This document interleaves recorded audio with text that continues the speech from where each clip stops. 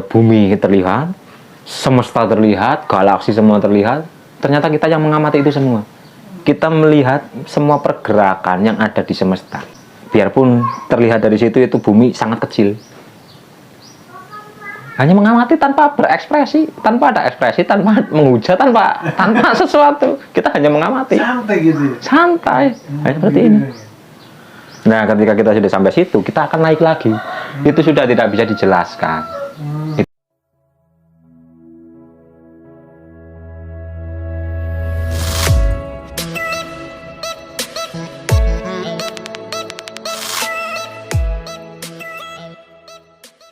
Terus sebagai tuntunan agar kita tuh selalu tetap gitu. Nafas. Tetap nafas, semua nafas. Inti dari semuanya adalah nafas. Jangan dipraktek, no. Gitu ya. Jadi nafasnya nafas biasa. Jadi nafas.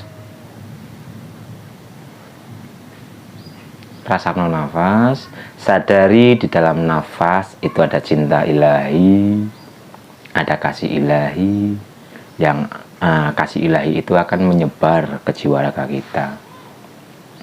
Sadari, nafas itu adalah zahirnya ruh. Ruh itu adalah zahirnya Tuhan kita. Rasakan getaran yang ada di dalam, pancaran cahaya dari dalam diri kita menyebar ke jiwa raga kita. Jangan mencari nafas, hanya merasakan nafas. Jenggoleti. Rasakan aliran nafas kita, karena pikirannya itu masih mencari. Masih mencari nafas. Masih mencari, tapi ada rasa-rasa panas. Panas di mana? Gerah ini. Oh, berarti di situ kan energinya berjalan. Manu tukang apa jenane nganu nafas sing kae. Iya, nafas dada. Itu adalah untuk memurnikan. Untuk bener ya? Bener, tapi untuk sedang menyelaraskan. Iya. Menyelaraskan dirinya. Engko nek wis selaras, panas itu akan hilang. Kita akan nyaman. Karena pirang tahun latihan nafas. Iya, 2 tahun. Wah, 2 tahun nih. 2 tahun. Wis ngerti banget power yo. Iya, jadi segi nafas kan ngumpul di sini. Kita tahan gitu. Langsung badan ini kan panas. Kundalini sih? Iya, panas sampai ke sini. Iya. Sampai di sini sampai ada semut gitu. Gering gitu. Nanti sininya kan buka. Cakra ini buka. Ini jika kita kaji dari luar diri. Ininya buka, ada sesuatu, pohon keabadian. Kayak Sidratul Muntaha. Sidratul Muntaha ya. Sidratul Muntaha. Nah, gini. Ini jika dari luar diri, tapi jika dari dalam diri ya di sini, tengah-tengah hati. Tetap jadi ada step by step dari mana kita mengambil sudut pandang. Dari luar diri ada tubuh energi kan. Ada tubuh fisik, tubuh eterik, tubuh emosi, kan tingkat 7 sampai tubuh spiritual, tubuh kesadaran, tubuh sejati suara guluko lah cara bahasane iki nek kowe nek menjobo. Terus ono sing menjero bulu, kulit, otot, urat, balung, sungsum kan ke dalam. Ada tahapan-tahapan. Ya kalau misalnya lagi rasain kayak kosong-kosong gini. Kayak kosong-kosong gini. Kita pindahin ke tangan sebelah. Rasanya kosong-kosong nih, tapi sini nggak ngerasa lagi. Iya. Pindah ke sini lagi. Karena pemfokusan kita, kan sudah kita fokuskan dalam alam pikiran kita. Sudah kita tuju tanpa kita sadari. Jalan sebelah sini sih, berarti jalan sebelah sini berarti langsung pindah sini. Energi itu sangat cerdas, mengikuti pikiran dan rasa. Ketika kita jalan pindah sini, langsung rasa pindah. Nah, kita melatih kesadaran itu agar bisa merasakan utuh, orang pindah-pindah. Satu ini utuh. Total utuh. Kita akan merasakan seluruh tubuh kita. Dan ketika kita sudah bisa merasakan seluruh tubuh kita, kita akan merasakan kita adalah semesta. Itu dimensi 6. Dimensi 6. Jadi kita menyatu dengan semesta. Ya, kita ya ini, kita ya ini. angel maning dijelas no. Kalau belum mengalami Iya. Jadi ya jagat alit, jagat gede. Tapi sejatinya jagat gede ya orang anjir jagat alit. Jadi kita itu yang mengamati. Kita itu sejatinya tidak pernah bekerja sedikit pun. Kita itu hanya penikmat dan pengamat. Jal kukune, apa kita pernah ikut mengatur pertumbuhan kuku kita, rambut kita, kedipan mata? Lah ini yang mengatur siapa? Otomatis ini ya. Ya Tuhan kita. Iya. Yang ada Tanpa sadari. Tanpa sadari kita hanya menikmati, hanya mengamati, tanpa merespon. Pikirannya harus dilemahkan. Tarik pikiran agar masuk ke dalam. Kadang juga ada pertanyaan pas lagi, kenapa kita mimpi? Mimpi itu adalah rekaman energi yang pernah kita alami. Terus yang kedua, bisakah kita sadar kalau kita sedang bermimpi? Bisa. Terus di mana ruang mimpi itu? Dalam diri, Nah, itu. dalam energi kita akan masuk ke dimensi ya tadi itu alfa, delta, beta, bahaya yang Hilang gitu. hilang. Jadi Kata gitu ya. mulai liar Iya. masuk ke dimensi itu. Kita akan melihat diri kita sendiri. Itu alam mimpi berarti. Alam mimpi. Nah, tembus lagi jangan alam mimpi. Kita harus sampai menembus kepada yang mengamati mimpi. Oh. Coba diangen-angen. Iya. Sing ngamati mimpi tahu berapa dulu? Belum, saya masih merasakan tadi mimpi ini gitu kan, gitu kan. Rasa-rasa lagi tadi kemana aja ini gitu. Baru ke situ ya. Itu kan perjalanan jiwa. Oh. Ruh kita itu adalah ketika kita bermimpi, kita melihat diri kita beraktivitas, tapi ada yang maha besar Yang lihat. yang melihat dari jarak jauh. Seolah-olah dari kejauhan. Yuk ndeleng tok. Aktivitasnya. Itu diri kita yang sejati. Kenali yang itu. Nah, ketika kita melihat yang itu, diri kita ya seperti ini, tapi bukan ini. kita itu ini, tapi bukan ini. Ayo, orang nyandak, pikiran orang nyandak. Tidak bisa dimasukkan pikiran. Tidak bisa pikiran itu. Tapi itu harus dialami langsung. Iya. Kita melihat diri kita seperti ini, tapi bukan ini. Keprimisal. Ya nggak ada contoh ya masalahnya. Aduh. Ya, pikiran itu kan mencari yang sudah ada. Iya.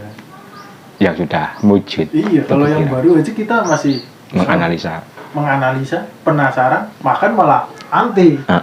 Iya. Biasanya gitu. Kalau udah nyaman, kalau udah kering, baru pikiran itu menerima. Saya melihatnya seperti itu. Iya. Jadi pikiran itu banyak penilaian. Banyak penilaian.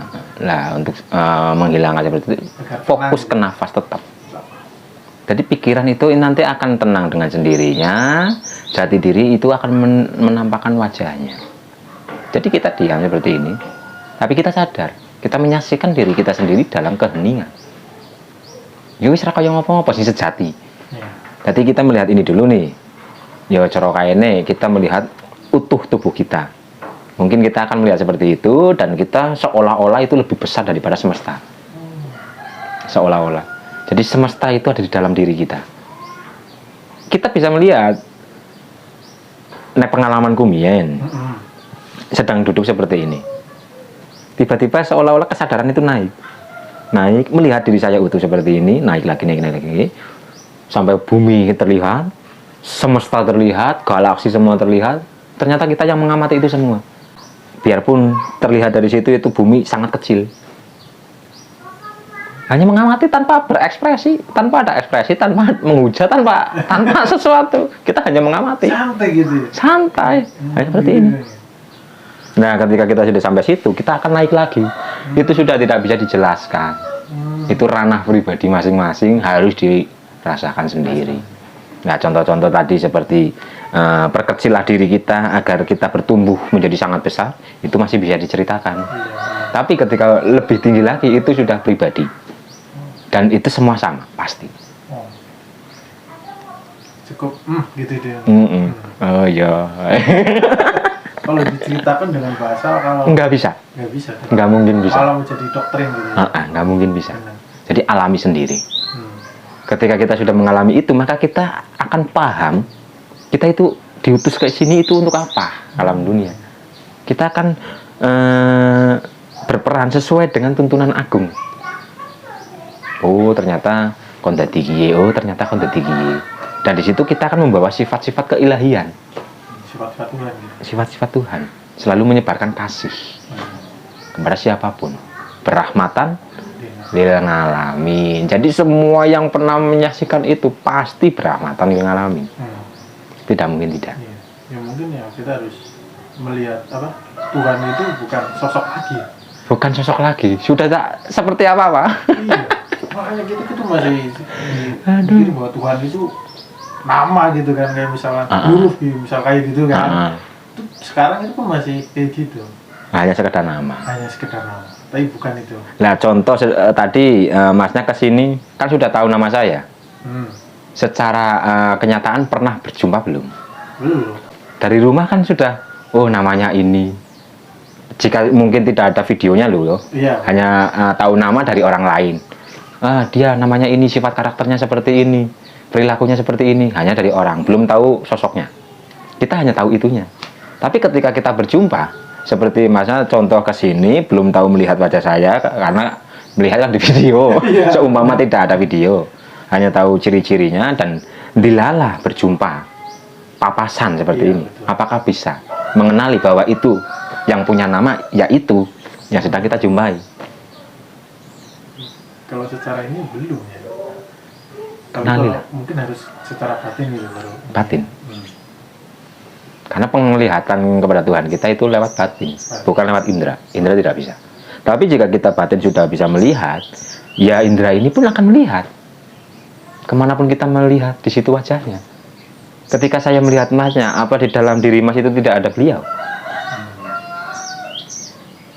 Sampai datang ke sini, siapa yang menuntun? Terus, jika selalu pandangan kita selalu seperti itu, apakah kita bisa membenci seseorang? Karena dalam diri semua makhluk itu adalah dirinya. Apakah kita bisa membenci? Jadi yang ada hanyalah kasih. Kita mengasihi siapapun. Tanpa alasan. Tanpa sebab, tanpa alasan. Jadi sebabnya ya itu Tuhan. Ya itu diri kita sendiri. Jadi wis ora gelut-gelutan bae, perkara beda pendapat. Iya masih kita. Aduh ya Allah. Masih pertempuran antara ini. Nah kan itu sudah difilmkan dalam film apa itu? Mahabharata. Oh Mahabharata. Itu kan film jati diri.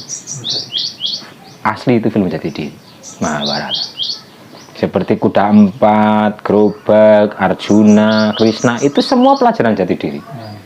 Contoh gerobaknya berarti itu raga kita. Kuda empatnya itu ya anasir raga kita. Api, angin, tanah, air, dan ruang. Terus nafsunya dalam diri amarah, sufia, lawamah, mutmainah. Lah Arjunanya jiwa atau diri yang sudah tercerahkan. Lah kita masuk lagi, Krishna itu adalah diri sejati ya. Krishna yo Dewa Ruci, yo Ruhul Kudus, yo Nur Muhammad. Krishna. Lah memerangi siapa? Kurawa itu siapa? Kan yo nafsu dalam diri kita sendiri. Jadi perjalanan perang Bratayuda itu adalah peperangan dalam diri kita. Melawan diri kita sendiri. Dan ketika melawan diri kita sendiri, itu pun melawannya itu harus dengan cinta kasih. Seperti seperti contoh Ali, Sayyidina Ali, waktu mau membunuh musuhnya itu meludahi wajahnya, dan Ali menghentikan pembunuhan itu karena Ali takut ketika membunuh ini bukan karena Tuhannya, tapi karena tidak terima diludahi. Jadi diludahi dan tidak sudah membunuh. Karena takut ketika membunuh itu terkotori oleh ego. Padahal membunuh itu harus tahu ilmunya. Orang oleh sembarang mata ini. Dan jika kita tidak berkesadaran, berapa banyak makhluk yang telah kita bunuh ketika kita membuat kopi? Karena dalam air ada sangat banyak makhluk, ya mungkin bakteri lah, Mungkin opo dalam air ada makhluk hidupnya, kita godok, membunuh. Saya juga melihat yang film yang Mahabharata yang apa? Karna, terus Guru Dorna, terus sama Bhisma. Itu kan tokoh yang paling besar. Tapi faktanya kan pada akhirnya dia harus menyerahkan dirinya, tidak melawan. Harusnya seperti itu. Begitu. Harusnya egonya harus melemahnya sendiri. Tunduk gitu. Kepada diri sejati. Iya. Karena dia tidak bisa tidak mungkin bisa melawan diri sejati. Iya. Karena dan Dorna yo sengkuni yo warna-warna. Ora bisa. Tidak mungkin bisa sanggup. Gelem ora gelem ya kalah. Iya. Ya sekelas kayak misalnya kayak Bhisma itu kan juga kan dia apa ya kekeh dengan pendapatnya ya bahwa dengan tradisi itu kan harus tetap dipegang terus gitu kan. Ya sampai apa? Krishna itu kan mengatakan bahwa adat itu kan selamanya harus berubah terus, tapi tetap dia ini, maka dia menyadari kesalahannya baru dia menyerah kayak gitu mas. Karena peradaban itu selalu berjalan, ya berubah.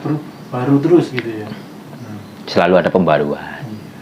Lah makanya kaya bahane contoh wong Jawa aja nganti ilang Jawane. Lah terjebak nang tradisi. Terjebak. Ndarani pakaian, ndarani adat, ndarani suku. Karena terjebak oleh itu.